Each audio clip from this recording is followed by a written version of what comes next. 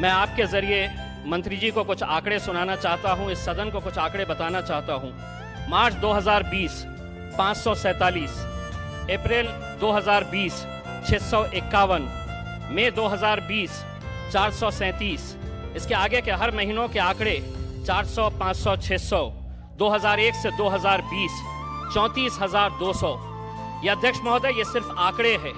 मैं इसलिए ये कह रहा हूं कि अब ये आंकड़े किसी अखबार की सुर्खियां नहीं बनते, ना तो किसी टेलीविजन के चैनल के अंदर इनका जिक्र होता है, क्योंकि ये आंकड़े इस मुल्क के अंदर किसानों की आत्महत्या आज भी कितनी हो रही है वो बताते हैं।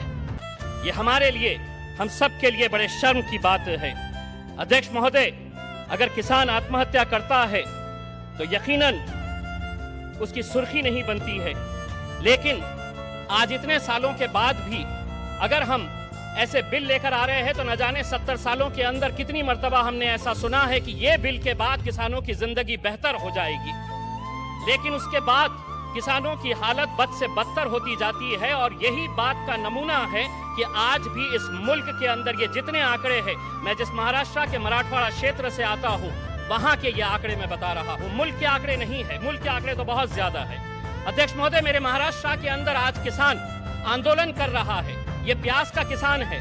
मंत्री जी वो कहता है ये प्याज मेरी है, मैंने पैदावार किया है इसे, आपने एक्सपोर्ट के ऊपर पाबंदी लगा दी है। क्या वजह है? महज किसान अगर 2 रुपये ज्यादा कमा रहा है एक्सपोर्ट के जरिए, उसे अगर 10 रुपये अपनी पैदावार के ऊपर ज्यादा मिल रहे हैं, तो क्यों सरकार ने इसके एक्सपोर्ट के ऊपर पाबंदी लगा दी है? और अगर आप उनके खिलाफ कानून लेकर आते हैं तो मैं सरकार से एक सवाल पूछना चाहता हूं कि आपके खिलाफ कौन कानून लेकर आएगा? जब कोरोना वायरस के दौरान इंटरनेशनल मार्केट के अंदर क्रूड ऑयल की कीमत $2, $3 प्रति बैरल हो गई थी, तो आपने पेट्रोल और डीजल के दाम नीचे नहीं किए थे, बल्कि धीरे धीरे बढ़ा दिए थे। अध्यक्ष महोदय, आज से 10 साल पहले मैं राजनीति में आने से पहले पत्रकार था।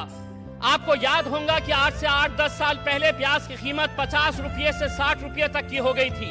हम उस वक्त जब किसानों के पास गए थे ये जानने के लिए कि किसानों को इसका कितना फायदा हुआ होगा, तो मंत्री जी उस वक्त किसान की जो पैदावार थी प्याज की, उसकी कीमत उसे दी गई थी 12 रुपये से 15 रुपये, लेकिन मार्केट का रेट उस वक्त चलता था 55 रुपये से 65 रुपये तक प्याज की कीमत चली गई थी। यानी कि मेहनत किसान कर रहा था और उसका मुआवजा और मजा कोई और लूट रहा था। अगर ये कानून के जरिए, अध्यक्ष महोदय 1 मिनट से कम, अध्यक्ष महोदय, अगर ये कानून के जरिए आत्महत्या रुक सकती है तो यकीनन पूरा सदन इसका समर्थन करेगा।